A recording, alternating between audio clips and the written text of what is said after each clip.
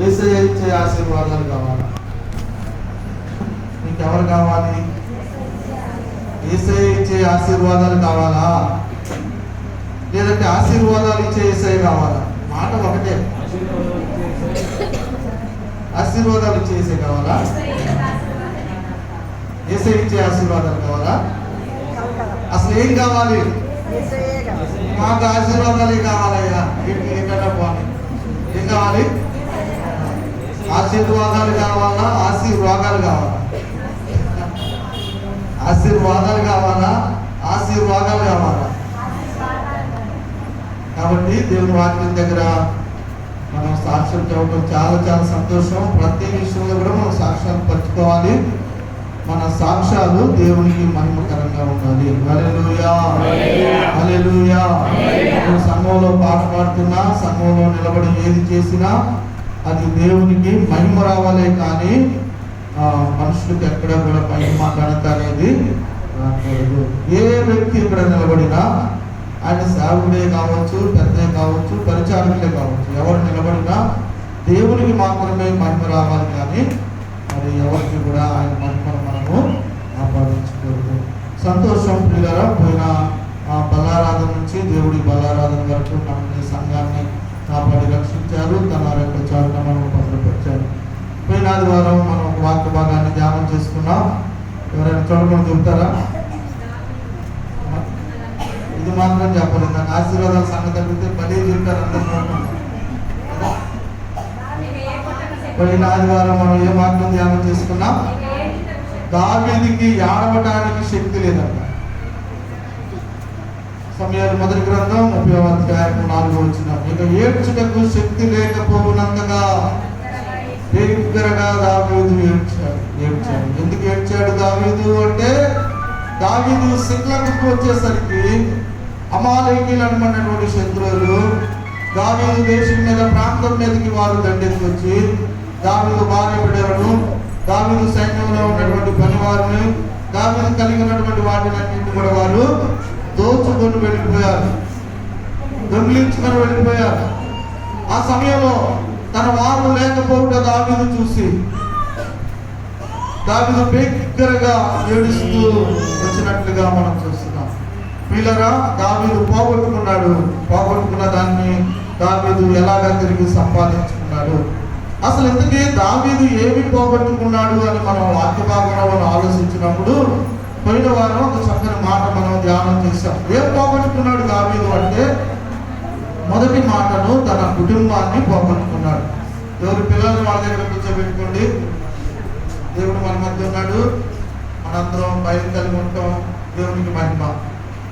కాబట్టి క్రమంగా వాక్యం విందాం, క్రమంగా ప్రార్థన చేసుకుందాం. ఒకవేళ ఆత్మదేవుడు వాక్యం ద్వారా నిన్ను గుచ్చుతూ ఉంటే పశ్చాత్తాపడదాం, కన్నీరు కార్చమంటే కన్నీరు కారుద్దాం.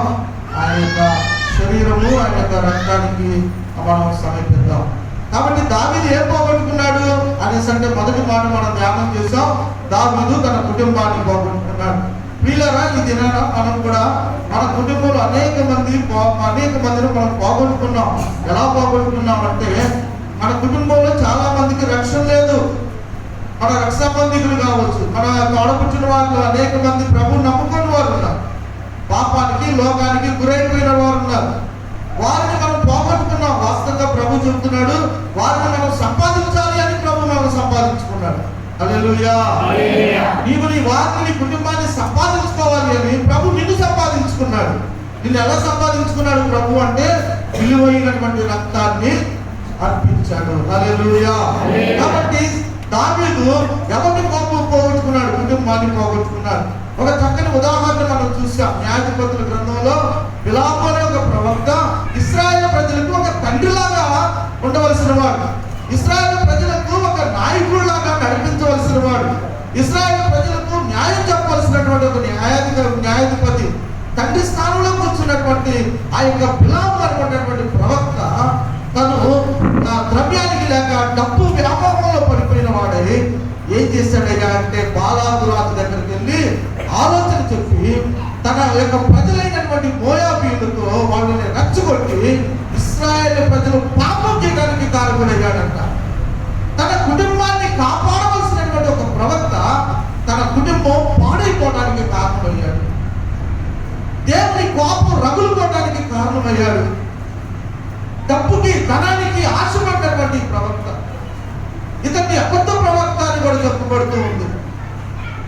ఈ యొక్క చెడు ప్రవక్త ఇశ్రాయేలు ప్రజలు పాపం చేయడానికి కారణమయ్యాడు. పాపం చేయడం ద్వారా దేవునికి కోపం వచ్చింది. ఆ దినాన 24,000 మంది చచ్చిపోయారు. ఎంతమంది చావు కారణమయ్యారు? 24,000 మంది ప్రజలు చచ్చిపోవడానికి ఒక వ్యక్తి కారణం. ఎవరైనా బిలాము అనమన్నటువంటి ప్రవక్త. బిలాము తన కుటుంబానికి, ఇశ్రాయేలు ప్రజలకు తండ్రిగా ఉండవలసిన వాడు, తండ్రి కుటుంబాన్ని పాడు చేయడానికి కారణమయ్యాడు. కాబట్టి ఇక్కడ దావీదు కూడా ఏడుస్తున్నాడు. ఎందుకు ఏడుస్తున్నాడు? తన యొక్క సైన్యంలో ఉన్నటువంటి యుద్ధ వీరులు, తన సైన్యంలో ఉన్నటువంటి యుద్ధశాలులు, తన భార్య, తన బిడ్డలందరూ కూడా శత్రువులు పట్టుకున్నట్టు చూసి ఏడుస్తూ ఉన్నారు. కాబట్టి దావీదు పోగొట్టుకున్నది తన కుటుంబాన్ని పోగొట్టుకున్నాడు. ఈ మధ్యాహ్నం మన కుటుంబాలను మనం ప్రభు కొరకు సంపాదించాలే కానీ మన కుటుంబాలను నష్టపరుచుకునే వారంగా, పోగొట్టుకునే వారంగా మనం ఉండకూడదు. రెండో మాట చూద్దాం, దావీదు ఏం పోగొట్టుకున్నాడు. ఈ పరిశుద్ధ గ్రంథాలను దినవృత్తాంతముల మొదటి గ్రంథము 13వ అధ్యాయము, దినవృత్తాంతముల మొదటి గ్రంథము 13వ అధ్యాయము 1వ వచనం చదువుకుందాం. దావీదు సహస్రాధిపతులతోనూ శతాధిపతులతోనూ అధిపతులందరితోనూ ఆలోచన చేసి,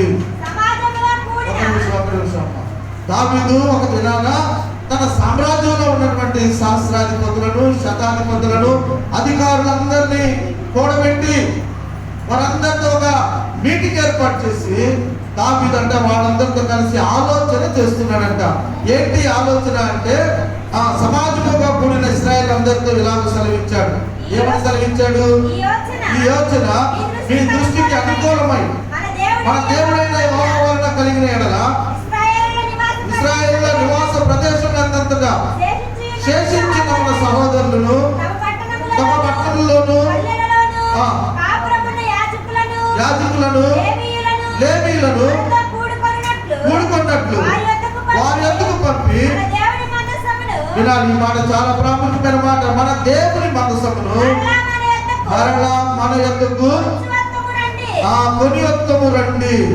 సౌలు దినములలో దాని యొద్ద మనము విచారణ చేయకయే ఉంటుంది అని చెప్పాడు. ప్రియులారా, దావీదు ఏమి పోగొట్టుకున్నాడు? గుర్తుపెట్టుకోవాలి అందరూ. ఏం పోగొట్టుకున్నాడయ్యా అంటే ఇక్కడ ఏమని రాయబడింది? మన దేవుని మందసము మరలా మన యొద్దకు కొనియొత్తము రండి. సౌలు దినములలో దాని యొద్ద మనము విచారణ చేయకయే ఉంటుంది అని చెప్పాడు. దావీదు కోల్పోయింది, పోగొట్టుకున్నది ఏదైనా ఉందా అంటే అది దేవుని యొక్క మందసము. హల్లెలూయా. చెప్పాలి ఏంటంట? ఏం కోల్పోయాడు? దేవుని మందసం. మన జీవితంలో ఆరోగ్యాన్ని కోల్పోతే మరలా సంపాదించుకోవచ్చు, ధనాన్ని కోల్పోతే మరలా సంపాదించుకోవచ్చు. ఒకవేళ క్యారెక్టర్ కోల్పోతే, క్యారెక్టర్ పోతే మరలా తిరిగి సంపాదించుకోలేము. ప్రియులారా, దావీదు యొక్క జీవితంలో దేవుడు ఎన్నో తరుణాలు దావీదుకి ఇస్తూ వచ్చాడు, ఎన్నో అవకాశాలు ఇస్తూ వచ్చాడు. నిర్లక్ష్యంగా ఉన్న దావీదు కుటుంబం కోల్పోవటానికి కారణమయ్యాడు, కుటుంబం చెడిపోవటానికి కారణమయ్యాడు, కుటుంబం దారి తప్పడానికి కారణమయ్యాడు. దావీదుకి దేవుడు ఇచ్చినటువంటి కుమారులు, 3 కుమారులు చాలా భయంకరమైనటువంటి క్యారెక్టర్ కలిగిన వాళ్ళు ఉన్నారు. పోయిన వారం మనం ధ్యానం చేశాం కదా. కాబట్టి ప్రియమైనటువంటి దేవుని బిడ్డలారా, ఇక్కడ దావీదుకి ఏం కోల్పోయాడయ్యా అంటే మందసాన్ని కోల్పోయాడు. మన జీవితాల్లో జనవరిలో ఎన్ని ఆదివారాలు నువ్వు ఆరాధన కోల్పోయావు? ఎన్ని ఆదివారాలు దేవునికి నువ్వు దూరంగా బ్రతుకుతూ వచ్చావు? ఆలోచన చేశావా? దావీదు మన దేవుని మందసాన్ని మరలా మన ఎదురు తీసుకొని వద్దాం, మంచి ఆలోచన చేశాడు. ఎప్పుడు? మందసం తన ఎంత ఉన్నప్పుడు కాదు. మందసం వెళ్ళిపోయింది. ఎక్కడికి వెళ్ళిపోయింది అయ్యా అంటే ఫిలిష్తీయులు శత్రువులు తీసుకొని వెళ్ళిపోయారు, శత్రువులు పట్టుకొని వెళ్ళిపోయారు. వెళ్ళిపోయినటువంటి మందసం ఉన్నంత కాలం దాని విలువ తెలియలా. ప్రియమైనటువంటి దేవుని బిడ్డలారా, మన జీవితాల్లో మనం కూడా దావీదు లాగా అనేక సార్లు మందిరం లేక మందసం యొక్క విలువ, మందసం యొక్క క్రమాన్ని తెలియని వారిగా మనం బ్రతుకుతూ వచ్చాం. నీ మనస్సాక్షిని అడుగు, జనవరి నెల 31 రోజులు ఎన్ని దినాలు నువ్వు మందిర సహవాసం నువ్వు చేశావు? ఎన్ని రోజులు నువ్వు మందిర సహవాసం చేశావు? ఎన్ని శుక్రవారాలు స్త్రీల కూడికి వచ్చావు నువ్వు? ఎన్ని శనివారాలు సిద్ధపాటు ప్రాంతంలో పాల్గొన్నావు? ఎన్ని బుధవారాలు నీవు దేవుని యొక్క సన్నిధిలో సంఘ ప్రాంతంలో నువ్వు కనిపించావు? ఎన్ని ఆదివారాలు నువ్వు ప్రభుని ఆరాధిస్తూ వచ్చావు? చెప్పగలుగుతావా నేను అన్ని ఆదివారాలు వచ్చానయ్యా అని? నేను అన్ని ఆదివారాలు ప్రభు దినాలు నేను ప్రభు పాదాల యొక్క నేను గడిపానని చెప్పగలుగుతావా? మందిరం లేక మందసం యొక్క విలువ లేకుండా పోయింది. దావీదు కూడా దేవుని యొక్క మందసాన్ని తీసుకురావాలనుకున్నాడు. ఓకే, మంచిదే, ఆలోచన చేశాడు, మంచిదే. దావీదు మంచి భక్తి కలిగిన వాడు, ప్రార్థనా జీవితం కలిగిన వాడు, దేవుని మాట అంటే చాలా భయపడతాడు దావీదు. తన ఎందుకు నాతాననే ప్రవక్త వచ్చి ఇదిగో ఆ పాపం చేసిన వ్యక్తులు నీవే అని ఏలిపెట్టి చూపించిన దావీదు ఎక్కడ కూడా అతని మీద కోపాన్ని లేక ప్రతీకారాన్ని తీర్చుకోలేదు. రాజునైనా నా ముందు నువ్వు వచ్చి చిన్నవాడు నువ్వు ఏలిపెట్టి చూపిస్తావా అని ఆ వార్నింగ్ ఇచ్చినటువంటి వ్యక్తిని ఎక్కడ కూడా దావీదు అవమానపరచలేదు. అంటే దీన్ని బట్టి మనం అర్థం చేసుకోవాల్సిన మాట ఏంటో తెలుసా? దావీదు దేవుని వాక్యం అన్నా దైవ జనులన్నా దావీదుకి చాలా భయము. మరి మనకు ఉందా భయం? మనం భయపడుతున్నావా దేవునికి, దేవుని వాక్యానికి? మనం విలువిస్తున్నావా సంఘంలో ఉన్నటువంటి ఒక సేవకుడికి? రాజు కంటే ప్రవక్త పెద్దవాడు కాదు, కానీ అక్కడ ప్రవక్తని ఏదైనా వచ్చు. ఆ పాపం చేసినటువంటి వ్యక్తి నీవే అని నాతాను ప్రవక్త వచ్చి దావీదును హెచ్చరిస్తే అతను తీసుకెళ్లి జైల్లో పెట్టవచ్చు. కానీ దావీదు భయపడ్డాడు. పిల్లరా, ఎవరైతే దేవునికి భయపడతారో, పెద్దలకు భయపడతారో, దేవుడు అత్యున్నతంగా వారిని దీవించేవాడై ఉన్నాడు. హల్లెలూయా, హల్లెలూయా. కాబట్టి దైవ భయము మనం కలిగి ఉండాలి. దేవుని భయము మనం కలిగి ఉంటే ఈ కాళ్ళకు సంఖ్యలు వేసి బిగించినా నువ్వు దేవుని సన్నిధికి రాకుండా ఉండవు. మీరందరూ సాక్ష్యాలు చెబుతుంటే నాకు చాలా సంతోషంగా ఉంది. ఆరాధన చేస్తుంటే నాకు చాలా సంతోషంగా ఉంది. పాటలు పాడుతుంటే సంతోషంగా ఉంది. మీలాంటి స్వరాలు మాకు లేవింటా అని సార్. మన దేవుని సన్నిధికి క్రమంగా వస్తున్నావా? చెప్పరే మనకి సాక్ష్యం. అన్నీ చెబుతున్నా సాక్ష్యం. నీ మాట కూడా వినాలని ఆశపడతా ఉన్నాం. ఇక ముందు ఆ మాట కూడా సాక్ష్యంలో చెప్పుదురు గాక. అందరూ చెప్పలా, ఎందుకంటే మేళగా రాగా రానప్పుడు. ఇక్కడ దావీదు చేసిన పని ఏంటంట? దావీదు దేవుని మందసాన్ని తీసుకురావడానికి బయలుదేరి ఆ యొక్క మందసాన్ని సౌలు కాలంలో అప్పుడు ఏమని రాయబడింది? 13వ అధ్యాయము అక్కడ ఆ 3వ వచనంలో సౌలు దినములలో దాని యొక్క మనము విచారణ చేయకయే పోతుంది. అంటే సౌలు బ్రతికున్నంత కాలం, సౌలు పరిపాలించినంత కాలం దేవుని మందసం దగ్గర ప్రార్థన చేసిన వాళ్ళు ఎవరు లేరంట. ఎంత విచారకరమైనటువంటి సంగతి అంటే ఇది. సౌలు ఎంతకాలం ఇశ్రాయేలు ప్రజల్ని పరిపాలించాడు? 40 సంవత్సరాలు పరిపాలించాడు. 40 సంవత్సరాలు ఇశ్రాయేలు ప్రజలు దేవుని మందసం దగ్గర ప్రార్థన చేయలేదు. ఎన్ని రోజులు? 40 సంవత్సరాలు. 40 సంవత్సరాలు వినాలి. 40 సంవత్సరాలు దేవుని యొక్క మందసం దగ్గరకు రాకుండా ప్రజలు ఎలా బ్రతికారంటే వారు ఇష్టానుసారంగా బ్రతుకుతూ వచ్చారు. దైవ భీతి లేదు, దైవ భయం లేకుండా బ్రతుకుతూ వచ్చారు. దేవుడు లేనటువంటి ప్రజలుగా బ్రతుకుతూ వచ్చారు. తీతుకు రాసిన పత్రం 1వ అధ్యాయం 16వ వచనంలో అన్నాడు, వారి క్రియలు దేవుణ్ణి ఎరగము అన్నట్టుకుని అంటారు. పైకి ఎలా ఉన్నారు? వారు దేవుని ఎరుగుదమని చెప్పుకుంటారు, కానీ క్రియలు చూస్తే, జీవితాలు చూస్తే, నడక చూస్తే, వాళ్ళ మాట చూస్తే, వాళ్ళ ప్రవర్తన చూస్తే దేవుని నమ్మని వారి కంటే కూడా చాలా భయంకరంగా ఉంది. ఇక్కడ దావీదు చేసినటువంటి పని ఏంటో తెలుసా? దేవుని మందసాన్ని తీసుకురావడానికి వెళ్ళినటువంటి దావీదు ఆ యొక్క దేవుని మందసాన్ని ఒక కొత్తగా తొలగించినటువంటి 13వ అధ్యాయం 7వ వచనం దినవృత్తాంతముల గ్రంథము, వారు దేవుని మందసమును ఒక కొత్త బండి మీద ఎక్కించి. దేవుని మందసం ఎలా తీసుకురావాలో తెలుసా? యాజకులు మోసుకొని రావాలి, లేవీయులు దానికి ముందర నడవాలి. లేవీయులు ఆ మందసాన్ని మోస్తూ, యాజకులు పాటలు పాడుతూ దేవుని ఆనందిస్తూ తీసుకురావాల్సినటువంటి మందసాన్ని ఎలా తీసుకొచ్చారో తెలుసా? దావీదు ఎడ్ల బండి మీద ఎక్కించాడు. ఒక క్రొత్త ఎడ్ల బండి మీద దావీదు దేవుని మందసాన్ని మోయించాడు. దేవుని మందసానికి గుర్తుగా ఉన్నటువంటి దైవ గ్రంథాన్ని ఎక్కడ పెడుతున్నాం మనం? ఎక్కడ పెడుతున్నాం మన జీవితాలు? అమ్మ మీ ఇళ్ళ దగ్గరకు వచ్చిన మందసాలు ఎక్కడ పెడుతున్నారు? పరిశుద్ధ గ్రంథం మీ ఇంట్లో ఎక్కడ పెడుతున్నాం? కొంతమంది ఇళ్ళకెళ్తే టీవీ మీద పెడతాం, కొంతమంది ఇళ్ళకెళ్తే ఎక్కడో కాళ్ళ దగ్గర కదా, పెట్టకూడని స్థలాల్లో. దావీదు దేవుని మందసాన్ని ఎక్కడ పెట్టాడయ్యా అంటే తన పట్టణానికి తీసుకురావాలని ఆశపడ్డాడు. ఆశ మంచిదే, దేవునికి ఇవ్వాలనే ఆశ మంచిదే, దేవుని సేవ చేయాలనే ఆశ మంచిదే, కానీ దానికి ఒక క్రమం ఉంది. హల్లెలూయా. వింటున్నారా వాక్యం? వినండి వినండి, తలలు పైకెత్తి చూడండి. ఈ తలలు పైకెత్తుకోమని వాక్యం సెలవిస్తా ఉంది కదా. తలలు పైకెత్తుకొని దేంట్లో నుండి ప్రవేశించాలంట? దుఃఖంలో నుండి ప్రవేశించాలి. హల్లెలూయా. ఒకవేళ తల ఉంచుకొని వెళ్తే ఒకవేళ తగలొచ్చేమో. కాబట్టి ఈ మధ్యాహ్న కాల సమయంలో దావీదు దేవుని మందసాన్ని తీసుకురావాలని అనుకున్నాడు, కానీ ఎడ్ల బండి మీద పెడతాం వాక్యానికి వ్యతిరేకము. ఎద్దులు కాదు మన దేవుణ్ణి మోయాల్సింది, ఆరాధించేది. ఎద్దులు ఆరాధిస్తాయా? లేదు. వాటికి దేవుడు స్వరం ఇచ్చాడా? లేదు. ఎవరు ఆరాధించాలి? ఆయన రక్తంలో కడగబడినటువంటి ప్రజలు ఆరాధిస్తున్నప్పుడు దేవుడు సంతోషించేవాడిగా ఉన్నాడు. సౌలు బ్రతికినంత దినాలు దేవుని మందిరం దగ్గర ఎవరూ ప్రార్థన చేయలేదు, ఎవరూ ప్రార్థన చేయలే. కానీ దావీదు కాలానికి వచ్చేసరికి మందసం తీసుకురావాలనుకున్నాడు, కానీ మందసాన్ని తీసుకురాచే ఆ క్రమాన్ని దావీదు పాటించలేదు. దానికి కారణాన్ని ఏం జరిగిందో తెలుసా?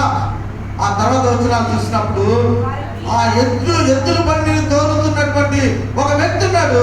అతని పేరు ఉజ్జా. ఆ ఉజ్జా అనబడినటువంటి వ్యక్తి ఆ నాకోలు కళ్ళం దగ్గరకు వచ్చేసరికి ఎడ్లకి కాలు జారి ఆ మందసు ఎడ్ల బండి మీద నుంచి కింద పడుతుందని చెప్పని తను చేయి చాచి మందసాన్ని పట్టుకోపోయాడు. వెంటనే ఏం జరిగింది? యెహోవా కోపము ఉజ్జా మీదకి వచ్చింది. ఎక్కడైతే తన చేయి పెట్టి ఆ మందసాన్ని పట్టుకోవాలనుకున్నాడు, అక్కడికక్కడే ఉజ్జా చచ్చిపోయినట్లుగా చూస్తున్నాడు. ఉజ్జా చావుకు కారణం ఎవరు అంటే దావీదు క్రమాన్ని పాటించలేదు. ప్రభునందు నా ప్రియమైనటువంటి దేవుని బిడ్డలారా, దేవుని సన్నిధిలో క్రమాలు ఉన్నాయి, జ్ఞాపకం చేసుకో. దేవుని సన్నిధిలో ఎలా పడితే అలా ఉండే విధానం లేదు. ఒక పద్ధతి దేవుని యొక్క సన్నిధిలో ఉంది. పాటలు పాడాలన్నా ఒక క్రమం, ఆరాధించాలంటే ఒక క్రమం, ఆయన పరిచర్య చేయడానికి ఒక క్రమం, సేవ చేయడానికి ఒక క్రమం. క్రమం లేకుండా ఏది కూడా బైబిల్ గ్రంథంలో లేదు. ఆదిలో మనం చూసినప్పుడు దేవుడు సృష్టి యావత్తును కూడా దేవుడు ఒక క్రమంగా చేశాడు. హల్లెలూయా. వెలుగును చీకటిని ఒక క్రమంగా పెట్టాడు దేవుడు. భూమిని ఆకాశాన్ని దేవుడు ఒక క్రమంగా పెట్టాడు. కాబట్టి ప్రియమైనటువంటి దేవుని బిడ్డలారా, మన జీవితాల్లో మనం క్రమం లేకపోతే ప్రభు చెప్పాడు మత్తయి సువార్తలో, క్రమం లేని వారి గురించి ప్రభు చెప్పాడు, అక్రమం చేయవారులారా అన్నాడు. దేవుని సన్నిధికి రావడానికి క్రమం ఉందా లేదా? అమ్మా ఉందా లేదా? ఉంది. సమయం ఉందా లేదా? ఉంది.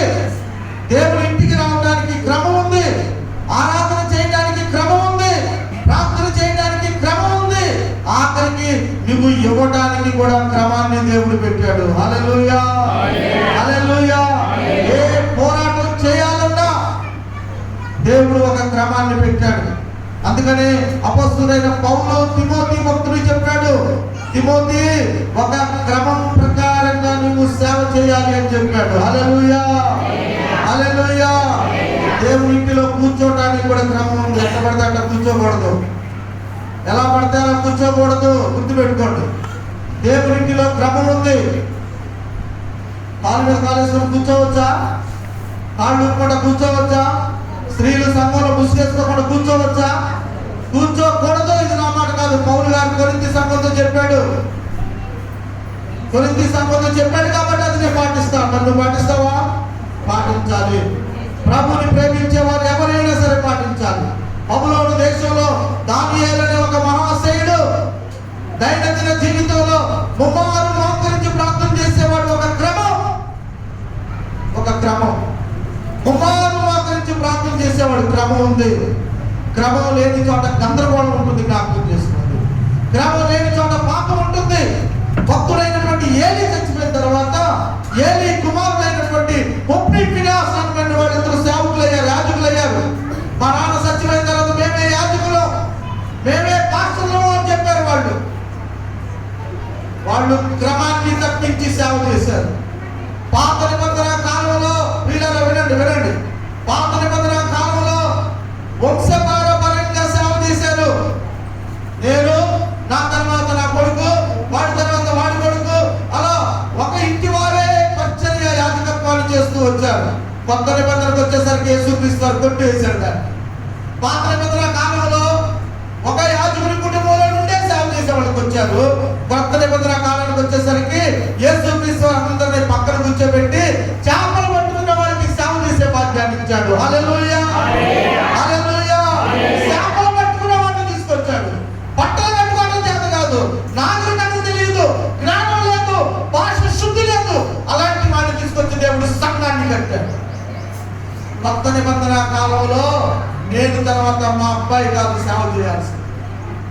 దేవుడు ఏర్పాటు చేసుకున్న వాళ్ళు వస్తారు సేవ చేయడానికి, దేవుడు పంపించే వాళ్ళు వస్తారు. ఈ దినాన సేవ ఎలా జరుగుతుందో తెలుసా? ఇది నా సంఘం, నేనే ఇక్కడ బాసుని, నేనే పెద్దను, నేనే చిన్నను, కథ కర్మ క్రియ మొత్తం వన్ మ్యాన్ ఆర్మీ లాగా నేనే. నా తర్వాత మా ఓడికి మార్మల్స్ లేకపోయినా, వాడు దాపోతాడైనా నేను సత్యడానికి వాడిని తీసుకొచ్చి అభిషేకించి నిలబడతాను. ఇది కొత్త నిబంధనకు వ్యతిరేకం. వాక్యానికి ఏది వ్యతిరేకం జరిగినా ఎవరు కూడా సహకరించకూడదు, అది మనకి పాపం అవుతుంది. జ్ఞాపకం చేస్తుంది. యేసుక్రీస్తు వారు చెప్పిన మాట ఏంటో తెలుసా? అక్రమం చేయవాడారా క్రమాన్ని దేవుడు పాటిస్తాడు. దావీదు క్రమాన్ని చెప్పాడు. భక్తుడే, ప్రార్థనాపరుడే, అన్ని తెలిసిన వాడే యాజకులను లేవీయులను ముందు నిలబెట్టి మోయమయ్యా మీరు దేవుని మందసాన్ని మోసేవాడు. ప్రియమైనటువంటి దేవుని వింటారా? దేవుని యొక్క మందసంలో మన్నా కలిగినటువంటి పాత్ర, ఆత్మలు కలిగినటువంటి పాత్ర, చిగురించినటువంటి అహరోను కర్ర, అవి కలిగినటువంటి మందసాన్ని యాజకులతో మోపించకుండా వీళ్ళరా దేవుని పనిని దేవుని పనిగా చేయాలి. దేవుని పని దేవుని మార్గంలో జరగాలి. యాజకులు చేసే పని యాజకులు, లేవీయులు చేసే పని లేవీయులు, సేవకులు చేసే పని సేవకులు, విశ్వాసులు చేసే పని విశ్వాసులు చేయాలి. పెద్దలు చేసే డబ్బు పని నేను చేస్తే ప్రభు ఒప్పుకున్నాడా? పెద్దలారా మీకు సరిగ్గా చదువు లేదులేయా, నేను చూసుకుంటాను లెక్కలు అంటే దేవుడు ఒప్పుకోడు. ఇది వాక్యానికి వ్యతిరేకం. పెద్దలు చేయాల్సిన పని పెద్దలే చేయాలి. ఆ పెద్దల పనిలో విశ్వాసులు కానీ సేవకులు కానీ ఏలు పెట్టడానికి వీల్లేదు. దేవుడు వారికి ఏర్పాటు చేశాడు. కొత్త నిబంధనలో దేవుడు సంఘ పెద్దలను ఏర్పాటు చేసుకున్నాడు. సంఘంలో సేవకుడు ఎంత విలువైన వాడో సంఘ పెద్దలకు కూడా దేవుడు అంత గురుతరమైనటువంటి బాధ్యతలు దేవుడు ఇచ్చాడు. భక్తుడు ఏమని రాస్తాడో తెలుసా? మీలో ఎవరైనా రోగి అయి ఉన్నాడా? అతను ఎవరిని పిలవాలి? సేవకుడికి ఎంత పవర్ ఇచ్చాడో సంఘ పెద్దలకు కూడా అంత అనాయింటింగ్ ఇచ్చాడు దేవుడు. కాబట్టి వాళ్ళ పని వాళ్ళు చేయాలి, సేవకుల పని సేవకులు చేయాలి, విశ్వాసుల పని విశ్వాసులు చేయాలి, పరిచారకుల పని పరిచారకులు చేయాలి. అయ్యా నీ పని కూడా నేను చేస్తాను అంటే ఉజ్జయ ఏమయ్యాడంట? పడిపోతున్నటువంటి మందసాన్ని పట్టుకోపోయాడు. అయ్యో మందసం పడిపోతుంది, ఏమైంది నేను పట్టుకుంటే అనుకున్నాడు. తన సొంత ఆలోచన ప్రాణం పోయింది. అతను చావడానికి కారణం భక్తుడైన దావీదు క్రమాన్ని పాటించలేదు. ఆ మరణాన్ని చూసినటువంటి దావీదు పారిపోయాడు, తన ప్రాణాన్ని కాపాడుకుంటాడు. హల్లెలూయా, హల్లెలూయా. నేను తెగించి చేస్తాను, నాకు దేవుడు అన్ని ఇచ్చాడు, నేను తెగించి చేస్తాను అంటే నీ ప్రాణానికి నీవే ఉత్తరవాదిని. మేము ఆపో, నేను బలిపేట మీకు వస్తానయ్యా, నేను చేస్తా, నాకు వచ్చిగా ఆశీర్వాదం ఏముంది, నాకు వచ్చిగా నువ్వు చెప్పేది నేర్చుకున్నాగా నేను కూడా చేస్తానంటావా? చెయ్యి. నీ ప్రాణానికి నీవే ఉత్తరం. ఎవరికి దేవుడు ఏ బాధ్యత అప్పచెప్పాడో ఆ బాధ్యతలో నమ్మకంగా.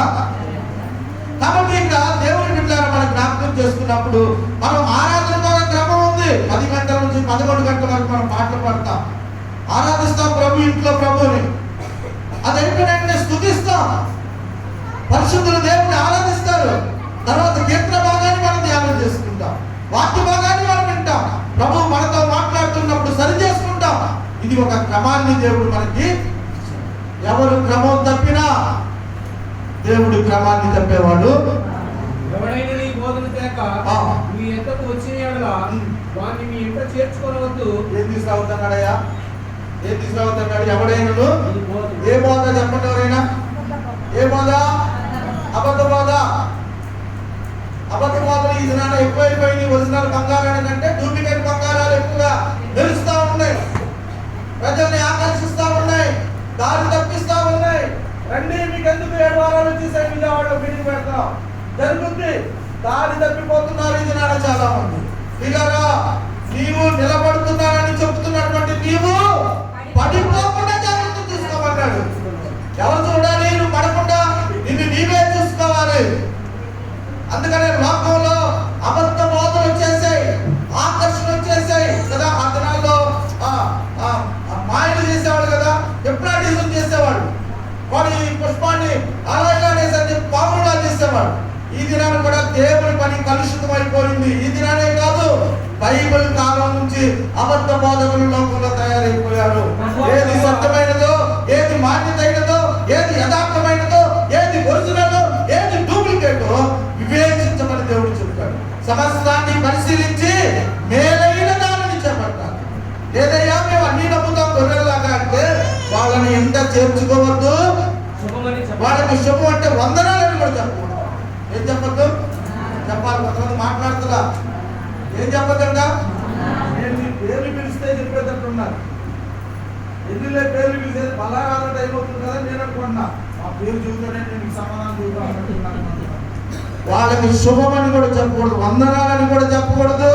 వాళ్ళ చేతుల్లో చేయి కూడా, షేక్ హ్యాండ్ కూడా ఒకవేళ ఇస్తే శుభమని వాటితో చెప్పువాడు వాని దుష్క్రియలో పాలువాడదు. అంతే కదా. మరి వాడు పాపం చేశాడు, వాడి మీద ఏదో నేరారోపణ ఉంది, వాడికి నువ్వు వందనాలు చెప్పి ఎవరైతే ఏంది సేవకులే, ఎవరైతే ఏంది వాడు వచ్చిన అంటేనే నా గురించి చెప్పేశాడండి, మా ఇంట్లో చెప్పేశాడండి. సాధారణ కూడా చెప్తుందండి, సాధారణ కూడా చేస్తుందండి కార్యాలు. ఇలాగా మనం విజయవాడ వెళ్ళాలంటే ఎయిర్పోర్ట్ దగ్గర బస్సు ఎక్కేది, ఏ బస్సు పడితే ఆ బస్సు ఎక్కుతావా? ఏ బస్సు పడితే ఒకవేళ 108 వస్తుంది అనుకో, అది కూడా తెలిసేది బస్సు లాగా ఎక్కుతావా? టికెట్ విజయవాడ టికెట్ చేయాలంటే ఇస్తాడా? ప్రతి బస్సు విజయవాడ వెళ్ళదు కదా. ప్రతి బోధ పరలోకానికి తీసుకెళ్ళదు. క్రమాన్ని నేర్చుకోవాలి. ఎక్కడైతే హెచ్చరికలు ఉంటాయో, ఎక్కడైతే ప్రభు సరి చేస్తూ ఉంటాడో అక్కడ ప్రజలు సరి అవుతా ఉంటారు. ఎక్కడైతే ముఖస్థుతి చేస్తారో, ఇక నేను రాజుని మెచ్చుకోకపోతే, పొగడకపోతే, అయ్యో ఇక రాజు నాకు కాడిక పడేమో, ఉదాహరణ చెబుతున్నారండి. నాకంటే చిన్నవాడే. ముఖస్థుతి చేసి ఒక వ్యక్తిని పరలోకానికి పంపించే కంటే సామెతల గ్రంథకర్త ఏమన్నాడు? నిజముగా ప్రేమించేవాడు, నిజంగా ప్రేమించేవాడు ఏం చేస్తాడు? వాడు కర్తిస్తాడని వాక్యం సెలవిస్తాం. నమ్మిన దేవుని స్తోత్రం చెల్లించండి. హల్లెలూయా, హల్లెలూయా. క్షేమాన్ని కోరుకునేవాడు, బాబు కోరుకునేవాడు ముఖస్థుతి చేయడు, గర్తిస్తాడు, వాక్యంతో గర్తిస్తాడు.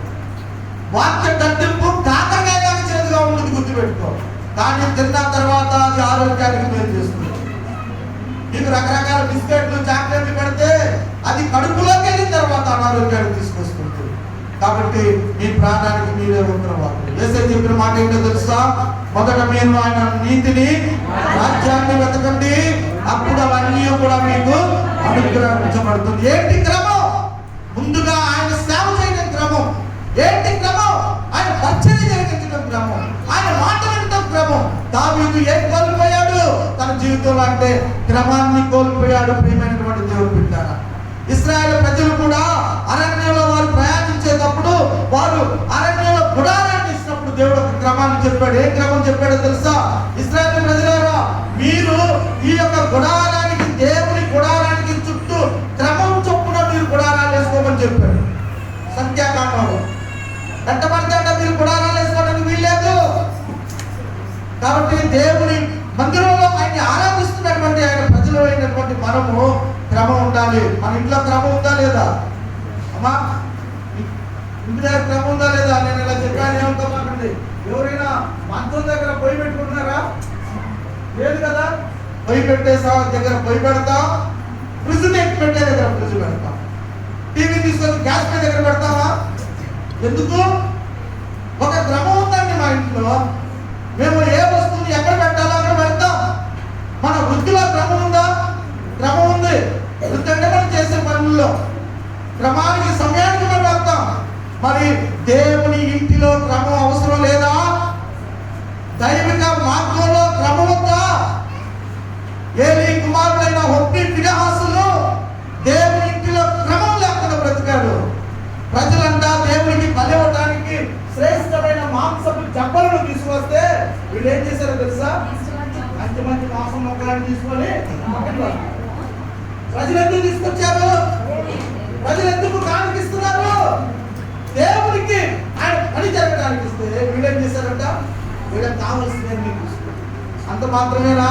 కాదు కాదు కాదు, మద్యానికి బానిసలు అయిపోయారంట. ఎవరిళ్ళు చెప్పండి? దేవుని యొక్క సేవకులు. అంత మాత్రమే కాదు, దేవుణ్ణి ఆరాధించడానికి వచ్చినటువంటి స్త్రీలతో పాపం కలిగిస్తూ వ్యభిచారులైపోయారు వీళ్ళు. క్రమాన్ని తప్పిపోయారు. అందుకు నేను ఈ మాట జ్ఞాపకం చేస్తున్నాను. క్రమాన్ని తప్పిపోయారు. కాబట్టి మన జీవితాల్లో దావీదు తప్పిపోయినట్లుగా మనం ఏ విషయంలో తప్పిపోయాం? ప్రభు యొక్క బల్ల మనల్ని ప్రశ్నిస్తుంది. ఆ శరీరం, ఆ రక్తం అడుగుతుంది. ప్రభు బల్ల చేసే వారినే కాదు, గుడి వచ్చినటువంటి వారిని కూడా అడుగుతా ఉంది. నీవు తప్పిపోవడానికి దేవుడు పాపమా? నీవు తప్పిపోవడానికి నీదే పాపమా? దేవుని క్రమాన్ని నువ్వు ఎందుకు మీరావు? ఆ ప్రభు ఆత్మ దేవుడిగా మన మధ్యలో శరీర రూపంలో, రక్త రూపంలో సిద్ధంగా ఉన్నటువంటి దేవుడి యొక్క పాదాల యొక్క మనల్ని మనం ప్రశ్నించుకోవాలి. అందుకని అపొస్తలుడైన పౌలు చెప్పాడు, ప్రతివాడు తనను తాను పరీక్షించుకోవాలి. పరీక్షించుకొని మనము దేవుని యొక్క సన్నిధిలో మనము ఆ రీతిగా చేయాలి అని దేవుని వాక్యం ఇక్కడ తెలియజేస్తూ ఉంటుంది. సౌలు కాలంలో తాళాలు తీసిన వాళ్ళు లేరు. సౌలు కాలంలో ఉపవాస ప్రార్థన పెట్టిన వాళ్ళు లేరు. సౌలు కాలంలో దేవుని సన్నిధిలో ప్రార్థించిన వారు, మందిరాన్ని ఊడ్చిన వారు లేరంట. ఎన్ని సంవత్సరాలు? 40 సంవత్సరాలు. ఎంత భయంకరమైన పరిస్థితి! మన ఇల్లు రోజుకు 2 సార్లు ఊడ్చుకుంటాం కదా. మరి దేవుని మందిరాన్ని ఎన్నిసార్లు శుభ్రం చేస్తున్నాం? ఎన్నిసార్లు శుభ్రం చేస్తున్నాం పిల్లరా? ఇది రాగా దేవుని మందిరం తీసి సహోదరులు వచ్చి బాధ్యత తీసుకొని పరిచయం చేసిన దాకా ప్రభు బలలో చేయవేస్తున్నటువంటి మనం బాధ్యత లేకుంటున్నాం. దేవుడు సంతోషిస్తాడా? నీ ఇంటికి మేము వస్తే ఎంత శుభ్రం ఉంచుకున్నాను నీ ఇల్లు, దాని దేవుని ఎలా ఉందమ్మా? బాధ్యత ఉందా? దేవుని మందిరం చుట్టూ గుడారాలు వేసుకొని ఉంటున్నారుగా మీరు అందరూ. దేవుడు జనవరి నెలంతా మీ కుటుంబాలను కాపాడాడుగా. కనీసం బల్లారాధన రోజు కూడా కనీసం మందిరాన్ని కడిగే బిడ్డలు కనిపించారు. దేవుడి పని విషయంలో బాధ్యత లేకుండా ఉంటున్నాం మనం. దేవుడు క్రమాన్ని ప్రేమిస్తాడు. జ్ఞాపకం చేసుకో. ఊడ్చే వారి గురించి నేను చెప్పాల్సిన పని లేదు. అలాంటితో వాళ్ళు చేశారు, వీళ్ళు చేశారని చెప్పాల్సిన అవసరం లేదు. రహస్యంగా చూస్తున్న దేవుడు వారికి ప్రతిఫలం ఇచ్చును గాక. ఎవరైతే ప్రభు కొరకు నిజమైనటువంటి మనసుతో చేస్తారో, ఎవరైతే చేస్తారో, శుద్ధ మనసుతో చేస్తారో, నా దేవుడు ఖచ్చితంగా 100 రెట్లు వాటిని దీవిస్తాడు. ఆశీర్వాదాలు వద్దన్నా సరే ఆయన ఆస్వాదించే దేవుడు. కాబట్టి మధ్యాహ్న కాల సమయంలో దావీదు క్రమాన్ని పాటించలేదు. ఆ కారణాన దావీదు యొక్క అవిధేయత వల్ల ఒక మనిషి ప్రాణం పోయింది. ఈ మధ్యాహ్నం నీకు నాకు దేవుని మీద ఆశ ఉండొచ్చు, దేవుని మీద ప్రేమ ఉండొచ్చు, కానీ మన ఆశ, మన ప్రాణం, మన యొక్క ప్రేమ క్రమంతో కూడిందిగా ఉండాలి. హల్లెలూయా, హల్లెలూయా. ఎద్దులు కాదు దేవుణ్ణి ఆరాధించేది, ఎద్దులు కాదు దేవుణ్ణి గణపరిచేది, ఎద్దులు కాదు దేవుని యొక్క మందసాన్ని మోసేది. ఆ మరణాన్ని చూసిన తర్వాత కొంతకాలానికి దావీదు ఏం చేశాడో తెలుసా? బుద్ధి తెచ్చుకున్నటువంటి దావీదు ఏం చేశాడంట? దేవుని మందసాన్ని తీసుకురావడానికి దావీదు యాజకులను, లేవీయులను ఏర్పాటు చేశాడు. వాళ్ళందరూ ఏమని చెప్పాడో తెలుసా? యాజకులారా, మొన్నటిదాకా నేను నా సొంత ఆలోచనతో నేను ఆలోచన చేశాను. నా యొక్క అవిధేయత, నా సొంత ఆలోచన ఒక మనిషి యొక్క ప్రాణం పోయింది. ఈ సమయంలో యాజకులైనటువంటి మీరు దేవుని మందసాన్ని మోస్తూ, పాటలు పాడుతూ, ఆరాధిస్తూ ఆయన్ని మోయండి అని దైవజనుడైనటువంటి దావీదు తన యొక్క యాజకులను ముందుగా నిలబెట్టినట్టుగా మనం చూస్తున్నాం. ముందు నిలబెట్టి దావీదు ఏం చేశాడో తెలుసా? యాజకులు దేవుని మందసాన్ని మోస్తూ ఉండగా తన పూర్ణ శక్తితో పాటలు పాడుతూ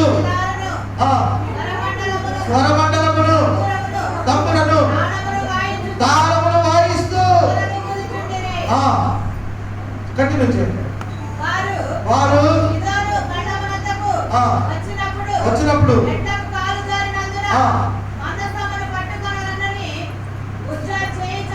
ఉజ్జా చేయి చాపగా యెహోవా కోపము అతని మీద రగులుకొనెను. వీళ్ళరా దేవునికి కోపం రాదా వచ్చుందా? చెప్పండి, మా దేవునికి కోపం వచ్చుందా రాదా? ఆయన ప్రేమ గల దేవుడయ్యా అనేసి అని మనం మన ఇష్టానుసారంగా బ్రతికితే ఆ ప్రేమ కలిగినటువంటి దేవుడు ఎల్లకాలం ప్రేమ కలిగిన వాడు కాడు. హల్లెలూయా. కొంతమంది అనుకుంటారు, నేను గుడికి వచ్చినా రాపోయినా 2 మాటలు ఏడ్చుకుంటే సాక్ష్యం చెబితే ఏముంది క్షమిస్తాడు అనుకుంటున్నారు. కానీ నీ సొంత ఆలోచన, నీ సొంత అవివేకం, నీ సొంత ఆలోచన. ఆయన ప్రేమ కలిగిన దేవుడు, నిజమే ప్రేమ కలిగిన దేవుడే, కానీ ఆయన దీర్ఘకాలం ప్రేమ కలిగిన దేవుడు కాదు. ఆయన ఎలాంటి వాడంట? రోషం కలిగిన యెహోవా. హల్లెలూయా. ఆయనకి రోషం ఉంది నీకున్నట్టుగానే. మనకు కూడా కొన్నిసార్లు రోషం కదా. ఏం చేస్తారు? రోషానికి పోయి ఒకడు మెడక రోలు పెట్టుకున్నాడు. రోషాలు వస్తాయి. దేవుడు కూడా చాలా రోషం కలిగిన వాడు. ఆయన పాపాన్ని సహించేవాడు కాదు. కాబట్టి మధ్యాహ్న కాల సమయంలో ప్రియులారా, దావీదు తన యొక్క దేవుని యొక్క మందసాన్ని, ఆ క్రమాన్ని కోల్పోయాడు, కుటుంబాన్ని కోల్పోయాడు, ఏడుస్తూ కూర్చున్నాడంట దావీదు. 2 సమూయేలు గ్రంథం 11వ అధ్యాయం 1వ వచనం చదువుకుందాం. సమూయేలు 2వ గ్రంథం 11వ అధ్యాయం 1వ వచనం. రాజులు యుద్ధమునకు బయలుదేరు సమయమున దావీదు అతని వారిని ఇశ్రాయేలీయులందరినీ